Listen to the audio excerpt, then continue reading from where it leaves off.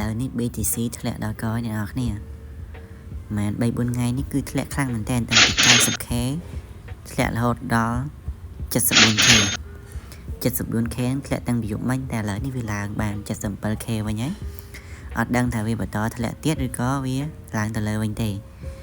ចឹងបងប្អូនឆ្លាញ់ BTC អីចង់ទិញ spot ទុកអីអាចមើលឥឡូវនេះបានដោយសារតម្លៃវាគឺគួរសមដែលយើងអាចទិញទុកខ្លះបើសិនជាយើងទិញបែប DCA យើងទិញមិនទិញដង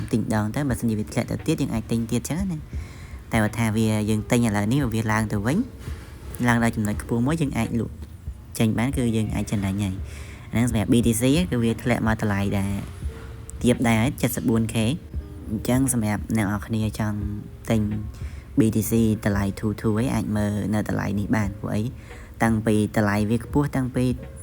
126k នេះតម្លៃខ្ពស់បំផុតណារហូតដល់វាចុះមកសល់ 74k ទេអានេះគេហៅbear market ហើយរដូវកាលដែលវាធ្លាក់ហើយអញ្ចឹងអត់ដឹងថាវាធ្លាក់ដល់ណាទៀតទេអញ្ចឹងបងប្អូនចង់ទិញទុកអីគឺអាចថាល្អនៅពេលនេះនៅពេលដែលវាធ្លាក់អញ្ចឹងណាបាទអរគុណច្រើន